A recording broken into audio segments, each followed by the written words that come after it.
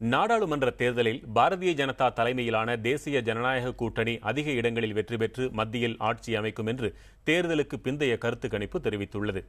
தமிழகத்தில் அதிமுக அதிக இடங்களில் வெற்றி பெறும் என்றும் கருத்து கணிப்பில் தெரியவந்துள்ளது. NWS செய்தி நிறுவனம் மற்றும் சி ஓட்டர் நிறுவனம் ஆகியன இணைந்து நாட்டில் உள்ள 543 மக்களவை தொகுதிகளிலும் தேர்தலுக்கு பிந்தைய கருத்து கணிப்பை நடத்தியது. இந்த தொகுதிகளில் மொத்தம் 1,66,901 வாக்காளர்களிடம் வாக்குப்பதிவு முடிந்த பின்னர் யாருக்கு அவர்கள் வாக்களித்தார்கள் என்று கேள்வி கேட்கப்பட்டு அதன் அடிப்படையில் இருந்து கணிப்பு முடிவுகள் வெளியாகியுள்ளன. அனைத்து நாடாளுமன்ற தொகுதிகளிலும் கருத்து கணிப்பு நடத்தப்பட்டதுடன் முக்கிய போட்டிக் களங்களாக கருதப்படும் ஆந்திரம், உத்தரப்பிரதேசம், தமிழ்நாடு, பீகார் மற்றும் டெல்லியில் உள்ள அனைத்து சட்டமன்ற தொகுதிகளிலும் கருத்து கணிப்பு நடத்தப்பட்டது. அதில் பாரதிய ஜனதா தலைமையிலான தேசிய ஜனநாயக கூட்டணி வெற்றி பெற்று ஆட்சி அமைக்கும் என்று தெரியவந்துள்ளது. காங்கிரஸ் தலைமையிலான ஐக்கிய முற்போக்கு கூட்டணி பின்னடைவை சந்திக்கும் என்று தெரிகிறது.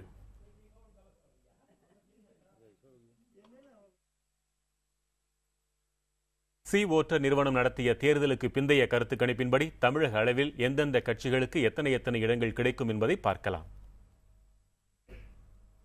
தமிழகத்தை பொறுத்தவரை அதிமுக 27 இடங்களை கைப்பற்றும் என்று சி ஓட்டர் நிறுவனத்தின் தேர்தலுக்கு பிந்தைய கருத்து கணிப்பு தெரிவிக்கிறது. திமுக 6 இடத்தில் வெற்றி பெறும் என்று கூறப்பட்டுள்ளது. பாரதிய ஜனதா கூட்டணி 5 இடங்களில் வெற்றி பெறும் என்று தெரிவிக்கப்பட்டுள்ளது. தமிழகத்தில் காங்கிரஸ் கட்சி 1 இடத்தில் வெற்றி பெறும் என்று தேர்தலுக்கு பிந்தைய கருத்து கணிப்பு கூறுகிறது. பாரதிய ஜனதா கூட்டணியில் பாரதிய ஜனதா கட்சி 2 இடங்களையும், தேமுதிக, மதிமுக, பாமக ஆகிய கட்சிகள் தலா 1 இடத்தை கைப்பற்றும் என்று தேர்தலுக்கு பிந்தைய கருத்து கணிப்பு கூறுகிறது. கம்யூனிஸ்ட் கட்சிகள், விடுதலை சிறுத்தைகள், புதிய தமிழகம் உள்ளிட்ட கட்சிகள் 1 இடத்தில் கூட வெற்றி பெறாது என்று தெரிவிக்கிறது சி ஓட்டர் நிறுவனத்தின் தேர்தலுக்கு பிந்தைய கருத்து கணிப்பு. மக்களவைத் தேர்தலுக்கு பிந்தைய கருத்து கணிப்பு நாடு முழுவதும் வெளியாகி வரும் நேரத்தில் தமிழகத்தில் கருத்து கணிப்பு நிலவரம் குறித்த கூடுதல் தகவல்களை செய்தியாளர் மகாலிங்கத்திடம் கேட்கலாம். மகாலிங்கம், தமிழகத்தில் அதிமுக 27 இடங்களை பெறக்கூடும் என்றும் திமுக 6 இடங்களை பெறக்கூடும் என்றும் கருத்து கணிப்பு முடிவுகளை நாம் பார்த்தோம். ஆனால் 2 தரப்பினருமே இதை ஏற்றுக்கொள்ள மறுக்கிறார்கள். 27 கிடைத்தவர்கள் 39 கிடைக்கும் என்று சொல்கிறார்கள். 6 கிடைத்தவர்களும் எங்களுக்கும் அதிகப்படியான இடங்கள் கிடைக்கும் என்று சொல்கிறார்கள். ஆக மொத்தம் இதிலிருந்து என்ன புரிந்து கொள்ள முடிகிறது? வெங்கட், அந்தந்த கட்சியை சார்ந்த நம்பிக்கையாக நாம் எடுத்துக்கொள்ளலாம். அவர்கள் பேசும்போது ஒரு விஷயத்தை சொன்னார்கள். பல முறை வரலாற்றில் இந்த போன்ற கருத்து கணிப்புகள் தோல்வியை சந்தித்திருக்கின்றன என்று சொன்னார்கள். ஆனால் சில நேரங்களில் அது வெற்றி பெற்றிருக்கின்றன என்ற ஒரு வரலாறும் இருக்கிறது. அதையும் நாம் பார்த்தாக வேண்டும், அதை விட முடியாது. அது மட்டுமல்லாது தற்பொழுது தமிழகத்தை மட்டும் பேசுவோமானால் தேர்தலுக்கு முந்தைய கருத்து கணிப்புகள் எப்படி இருந்தன? பல அமைப்புகள் நடத்தினார்கள், தேர்தலுக்கு முந்தைய கருத்து கணிப்புகள் வெளியிட்டார்கள். அதற்கு பிறகு தற்பொழுது சி ஓட்டர்ஸ் நிறுவனம் நடத்தியிருக்கும் இந்த தேர்தலுக்கு பிந்தைய கருத்து கணிப்புகளை நாம் ஒப்பிட்டு பார்க்க வேண்டிய ஒரு சூழ்நிலை நாம் நின்று கொண்டிருக்கிறோம். இந்த சூழ்நிலையில் பார்க்கும் பட்சத்திலே தற்பொழுது தேர்தலுக்கு முந்தைய கருத்து கணிப்பும் தேர்தலுக்கு பிந்தைய கருத்து கணிப்பும் மிகப்பெரிய வித்தியாசம் இருப்பதாக தெரியவில்லை என்றுதான் சொல்ல வேண்டும்.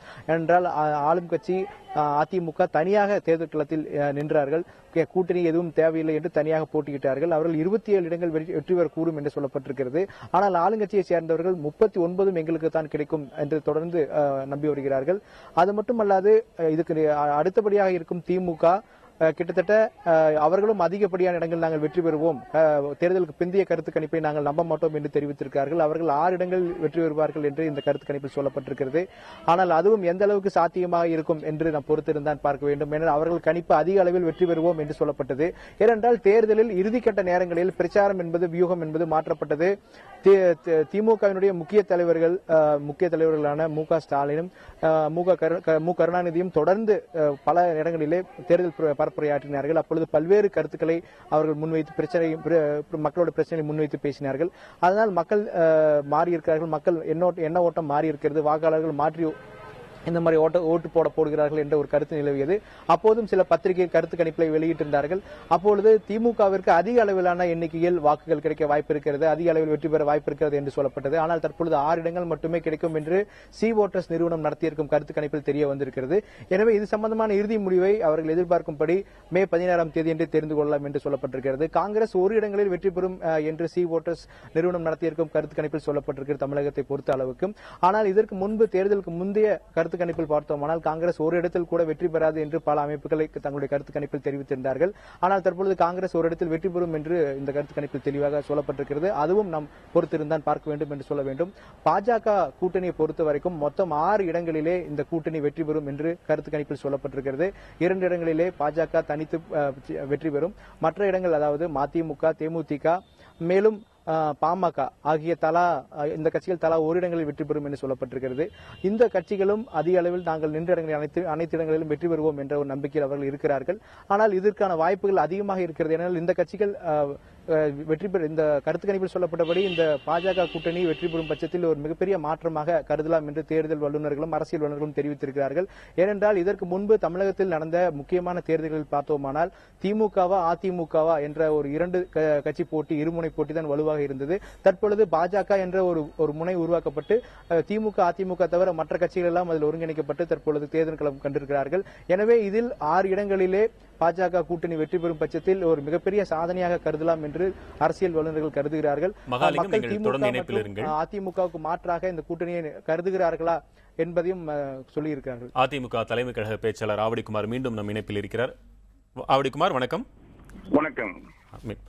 அதிமுக 27 இடங்கள், திமுக 6 இடங்கள், பாஜக கூட்டணி 5 இடங்கள், காங்கிரஸ் 1 இடம் என்று கணிப்பு சொல்கிறது. எப்படி முடிவுகள் வரும் என்று நீங்கள் கணிக்கிறீர்கள்? நாங்கள் முழுமையாக அனைத்து இந்திய அண்ணா திராவிட முன்னேற்ற கழகம் தன்னுடைய இலக்கை 100% வெற்றி பெறும். தமிழகத்தில் உள்ள 39 புதுச்சேரியும் சேர்த்து 40 இடங்களிலும் அனைத்து இந்திய அண்ணா திராவிட முன்னேற்ற கழகம் வெற்றி பெறும். தேர்தல் நிலவரத்தை பொறுத்தளவில் நாங்கள் களத்தில் பார்த்த வகையில் எங்களுக்கு எதிரியாக எந்த கட்சியும் இல்லை, எந்த கூட்டணியும் இல்லை. 2ஆம் இடத்திற்கான போட்டியிலேதான் தமிழ்நாட்டில் நடைபெற்றது. எனவே அனைத்து இந்திய அண்ணா திராவிட முன்னேற்ற கழகம் தமிழ்நாட்டில் எதிர்பாரில்லாத மாபெரும் மக்கள் சக்தியாக இன்றைக்கு இந்த தேர்தலில் இருந்திருக்கிறது என்பதுதான் உண்மை. அந்த தேர்தல் களப்பணி, தேர்தல் நிலவரம் முழுமையாக 40 இடங்களிலும் வெற்றி பெறுவோம் என்பதுதான். திரு ஆவடிக்குமார், நீங்கள் நிற்கின்ற 40 இடங்கள் என்பதால் நீங்கள் அப்படித்தான் சொல்வீர்கள் என்பது எதிர்பார்க்கப்பட்ட ஒன்றுதான். அகில இந்திய அளவில் 289 இடங்கள் பாஜக கூட்டணிக்கு, 101 இடங்கள் காங்கிரசுக்கு, பிற கட்சிகளுக்கு 153 இடங்கள் என்று கணிப்பு. உங்கள் கணிப்பு என்ன? இல்ல, அது எங்களுக்கு நாங்க களப்பணி ஆற்றினது அல்லது எங்களுடைய தேர்தல் வியூகம் தமிழ்நாட்டை மட்டும்தான் மையமா வச்சிருந்தது. அதனால எங்களுக்கு தமிழ்நாட்டினுடைய நிலவரம் தான் மட்டும்தான் எங்களால கருத்து சொல்ல முடியும். இந்திய நிலவரம் எப்படி வரும்ன்றத முடிவுகளுக்கு பிறகுதான் உறுதிப்படுத்த முடியும். இணைப்பிற்கு வந்தமைக்கு நன்றி திரு ஆவடிக்குமார். நம்மோடு அடுத்து மேலும் பல தலைவர்கள் நம்மோடு இணையவிருக்கின்றனர். ஒரு சிறிய இடைவேளைக்கு பிறகு அவர்களோடு நாம் பேசலாம்.